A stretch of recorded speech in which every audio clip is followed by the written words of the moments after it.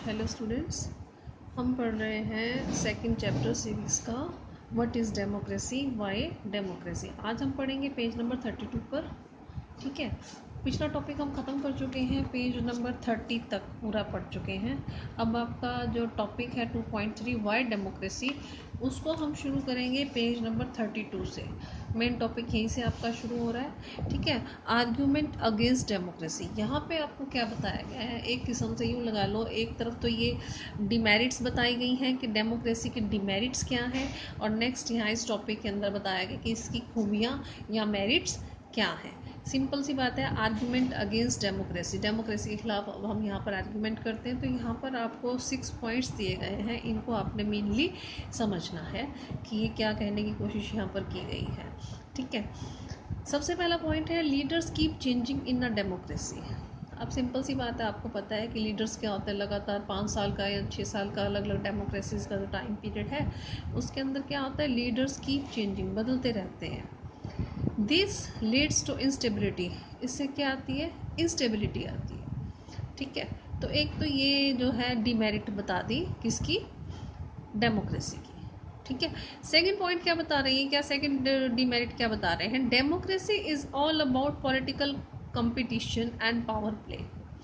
जो डेमोक्रेसी है सारा कुछ इसके अंदर क्या है, पॉलिटिकल कंपटीशन का है और पावर प्ले का खेल खेला जाता है। ठीक है, राजनीति में जो इलेक्शंस होते हैं पॉलिटिकल कंपटीशन की, मुझे आना है आगे, मुझे बनना है, वो कुछ भी डर्टी ट्रिक्स वगैरह कुछ भी खेलते हैं आगे आने के लिए। ठीक है, पावर प्ले का सारा सत्ता का खेल है इसके अंदर। There is no scope for morality, morality का यहाँ पर कोई भी स्कोप नहीं है। तो ये हो गई इसकी सेकेंड डिमेरिट।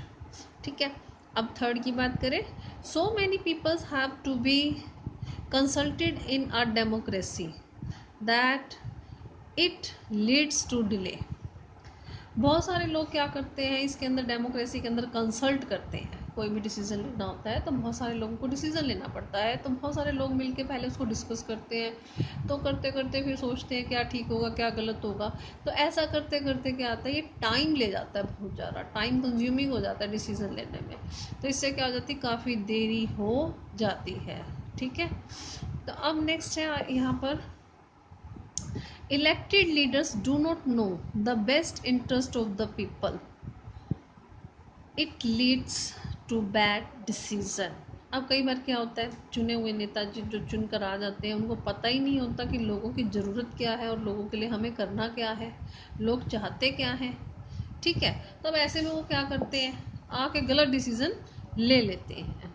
ठीक है, जो लोगों की भलाई में नहीं होते या लोग उस डिसीज़न को नहीं चाहते। नेक्स्ट है आपका fifth point, democracy leads to corruption for it is based on electoral competition. अब डेमोक्रेसी में क्या होता है, करप्शन होता है। क्यों, क्योंकि यहाँ पर इलेक्टोरल कंपटीशन होता है, चुनावी जो कंपटीशन होता है, एक दूसरे से जीतने के लिए क्या करते हैं, आप सब देखते हो, लालच देते हैं दूसरे लोगों को। ठीक है, कि हमें वोट दो, तो टोटली क्या है, इलेक्टोरल कंपटीशन पर आधारित है। तो क्या है, करप्शन यहाँ पर चलता है। एक ये डिमेरिट हो गई किसकी, डेमोक्रेसी की। 6 है, ordinary people do not no, आम लोगों को पता ही नहीं होता, what is good for them, कि उनके लिए अच्छा क्या है। ऑर्डिनरी आदमी नहीं जानता कि उनके लिए अच्छा क्या है। They should not decide anything, वो कुछ भी डिसाइड नहीं कर सकता। तो ये भी क्या है, डेमोक्रेसी का ड्रॉबैक है, डिमेरिट है। तो आपको इसके अंदर सिर्फ यही इम्पॉर्टेंट है, आप इनको ही आपने याद करना है। अगर आपका क्वेश्चन आ जाता है व्हाट आर द डिमेरिट्स या आर्ग्यूमेंट अगेंस्ट डेमोक्रेसी, कुछ भी ऐसा क्वेश्चन बना के आ जाता है, तो आपको ये 6 पॉइंट्स याद करने हैं और मैंने कम्प्लीटली आपको समझा दिए। अब हम पढ़ेंगे आपका नेक्स्ट जो है यहाँ से, आर्ग्यूमेंट्स फॉर डेमोक्रेसी, कि डेमोक्रेसी के लिए अब आर्ग्यूमेंट भाई क्यों होनी चाहिए। यहाँ पर तो भाई क्यों नहीं होनी चाहिए, तो ये दिक्कतें हैं इस वजह से नहीं होनी चाहिए। अब यहाँ पे क्यों होनी चाहिए, कुछ रीजंस भी तो होंगे ना। डेमोक्रेसी को हम कहते हैं बेटर फॉर्म ऑफ गवर्नमेंट है, ये है वो है, बहुत तारीफें करते हैं। तो अब यहाँ पर उसके लिए आर्ग्यूमेंट करना है हमें कि क्यों। अब यहाँ पे एक स्टोरी बताई है चाइना की, छोटी सी 3-4 लाइनों की है। चाइना में फेमाइन आया था, फेमाइन होता है अकाल आया था 1958 से लेकर 1961 तक, बहुत ही वर्स्ट था वर्ल्ड की हिस्ट्री में ये फेमाइन, और लगभग 3 करोड़ जो लोग हैं इस फेमाइन के अंदर मरे थे। ड्यूरिंग दोज डेज, उन दिनों में India economic condition was not much better than China, China से ज़्यादा अच्छी कंडीशन इंडिया की नहीं थी। Yet India did not have a famine of the kind China had, लेकिन इंडिया में फेमाइन का असर इतना नहीं रहा जितना कि चाइना के अंदर था। इकोनॉमिस्ट थिंक, जो अर्थशास्त्री थे, उन्होंने सोचा, next page, page number 33, that this was a result of different government policies in the two countries. भाई दोनों, भाई चाइना पे तो इतना प्रभाव पड़ा, करोड़ों लोग मर गए वहाँ पर, ठीक है, लेकिन इंडिया पर इतना नहीं पड़ा। तो अभी अर्थशास्त्रियों ने क्या सोचा, इकोनॉमिस्ट ने क्या सोचा कि यहाँ की जो गवर्नमेंट की पॉलिसीज हैं दोनों की अलग अलग हैं, उसका नतीजा ये निकला है। The existence of democracy in India made the Indian government respond to food scarcity in a way that the Chinese government did not. India में क्या थी, डेमोक्रेसी थी, ठीक है, इससे जो इंडियन गवर्नमेंट थी उसको फूड स्केर्सिटी, कमी, फूड की कमी का पहले ही पता लग गया था कि कहाँ पर कमी फूड की होने वाली है, लेकिन चाइनीज़ गवर्नमेंट को पता ही नहीं चला। क्यों? क्योंकि इंडिया के अंदर क्या था, मल्टी पार्टी सिस्टम था, अलग अलग जो है लीडर्स थे, अलग अलग जगहों के थे, ठीक है। तो अब यहाँ पर क्या, एक ही गवर्नमेंट थी, तो उनको पता ही नहीं था कि देश के दूसरे हिस्से में क्या हो रहा है, कहाँ पर कितनी अनाज की ज़रूरत है, कहाँ ज़्यादा लोगों के पास अनाज नहीं है, कहाँ पे ज़्यादा असर हो रहा है, ऐसा कुछ उनको पता ही नहीं था। लेकिन इंडिया के अंदर डेमोक्रेसी होने की वजह से फूड सिक्योरिटी का पहले से ही पता था। They point out that no large scale famine has ever taken place in the independent and democratic country. भाई अब वो कह रहे थे कि इतना बड़ा जो ये अकाल पड़ा है इंडिपेंडेंट और डेमोक्रेटिक कंट्री के अंदर, इससे पहले कभी नहीं पड़ा था। If China too had multi party election, अगर चाइना के अंदर भी मल्टी पार्टी इलेक्शन होते, and opposition party and the press free to criticise the government, opposition party होती जो कि गवर्नमेंट को क्रिटिसाइज करती, उसका विरोध करती, then so many people may not have died in the famine, तो वहाँ पर इतने ज़्यादा लोग नहीं मरते अकाल से, क्योंकि उनको पता ही नहीं, उनको कोई दिखाने वाला ही नहीं कि तुम ये गलत कर रहे हो, तुम ठीक कर रहे हो, ठीक है। This example bring out one of the reason why democracy is consider the best form of the government. अब ये एक एग्जाम्पल शो करता है कि क्यों डेमोक्रेसी को कहा गया है best form of government. Democracy is better than any other form of government. Democracy जो है किसी भी दूसरी प्रकार की गवर्नमेंट से अच्छी है in responding to the need of the people, लोगों की ज़रूरत के प्रति रिस्पॉन्ड करने के लिए, भाई क्या चाहिए लोगों को, उसके प्रति जो रिस्पॉन्ड आता है वो डेमोक्रेटिक गवर्नमेंट का ही जल्दी आता है। A non democratic government may and can respond to the peoples need. अगर अब ये जो नॉन डेमोक्रेटिक गवर्नमेंट है ये भी लोगों की ज़रूरत के लिए रिस्पॉन्ड कर सकती है, लेकिन कब, but it all depend on the wishes of the people who rule. लेकिन जो भी उसके ऊपर लोग रूल कर रहे हैं सिर्फ उनकी इच्छाओं, अगर उनकी इच्छा होगी तो वो लोगों की ज़रूरत के प्रति रिस्पॉन्ड करेंगे, अदरवाइज नहीं करेंगे वो। If the ruler do not want to, they do not have to act according to the wishes of the people. अगर रूलर नहीं चाहेगा तो वो लोगों की ज़रूरत के अकॉर्डिंग वो मतलब कि काम नहीं करेगा।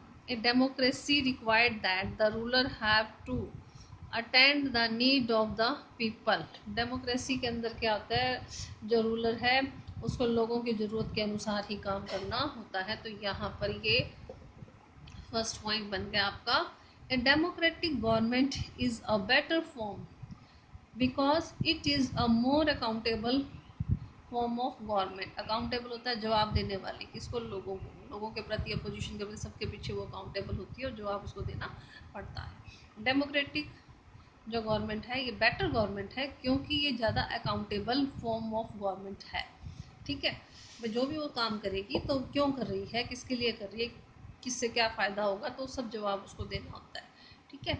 There is another reason democracy should lead to better decision than the any non democratic government. और भी रीजंस हैं जिससे कि बेटर जो डिसीजन जो ले सकती है बजाय कि नॉन डेमोक्रेटिक गवर्नमेंट के।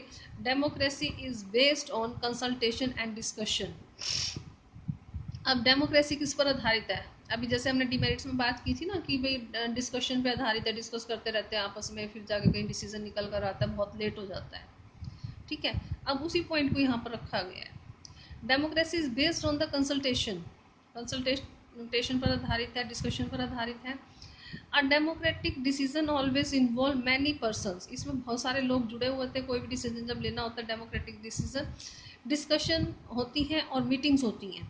When a number of people put their head together, मतलब बहुत सारे लोग जब आपस में मिलकर इकट्ठा होते हैं और सोचते हैं इसके बारे में, पुट देयर हेड टुगेदर मतलब बैठकर आपस में विचार विमर्श करते हैं।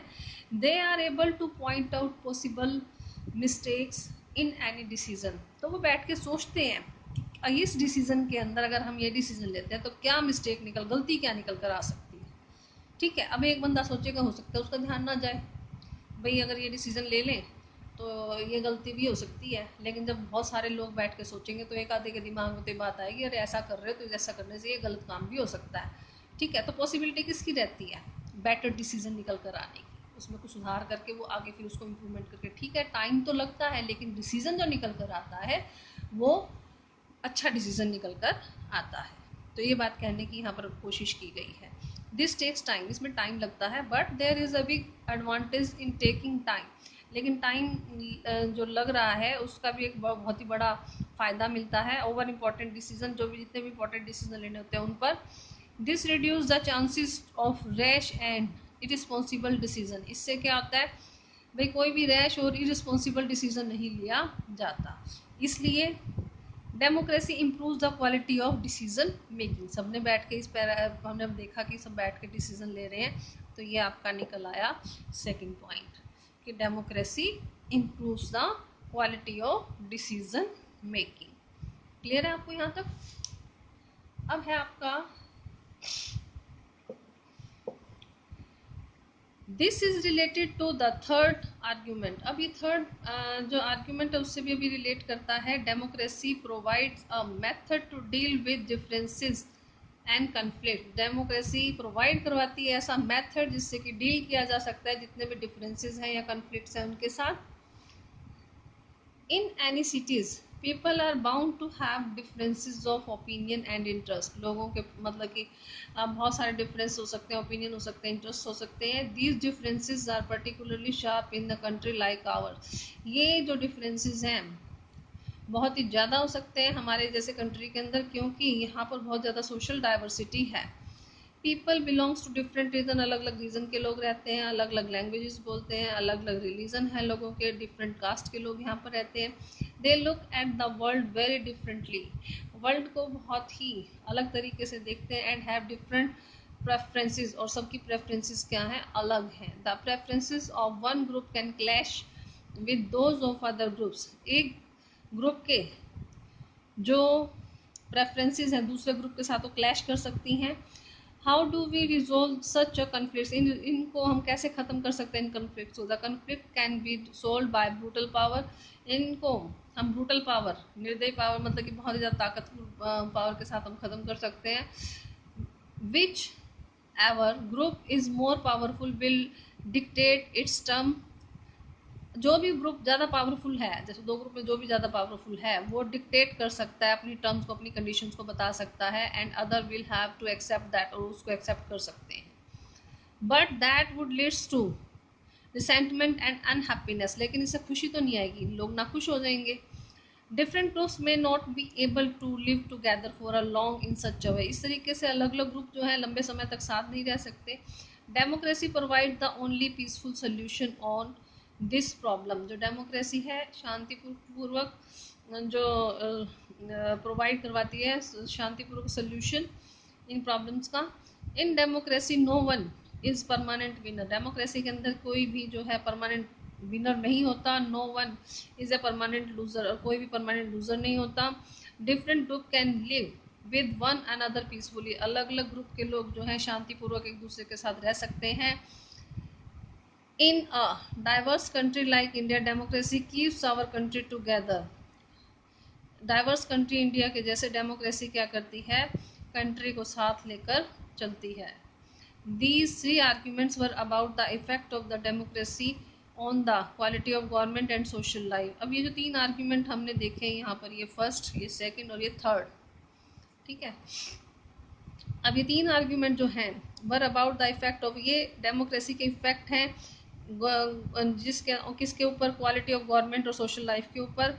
But the strong argument for democracy is not about what democracy does to the government. लेकिन जो स्ट्रॉन्ग आर्ग्यूमेंट है ये है कि डेमोक्रेसी गवर्नमेंट के लिए नहीं चलती, गवर्नमेंट के लिए नहीं चलाई जाती, बल्कि किसके लिए, सिटीजन्स के लिए, सिटीजन्स का फ़ायदा देखा जाता है इसके अंदर। Even if democracy does not bring about better decision, हालांकि चाहे हो सकता है कि डेमोक्रेसी के अंदर बेटर डिसीजन ना आए, and accountable government it is still, और हो सकता है अकाउंटेबल गवर्नमेंट ना हो, इट इज़ स्टिल बेटर, ये फिर भी बहुत अच्छी होगी than other form of government, किसी भी प्रकार की जो दूसरी गवर्नमेंट है उसके मुकाबले ये गवर्नमेंट अच्छी ही होगी। इस वीडियो में इतना ही करेंगे हम, ठीक है। अगर यहाँ तक किसी की प्रॉब्लम है, 3 पॉइंट बताए हैं मैंने आपको मेरिट्स में डेमोक्रेसी के, और डीमेरिट्स में आपको 6 पॉइंट बताए हैं। तो आज आप इतना ही करना, बाकी के जो 1-2 पॉइंट्स हैं वो नेक्स्ट वीडियो में बताऊंगी। Thank you.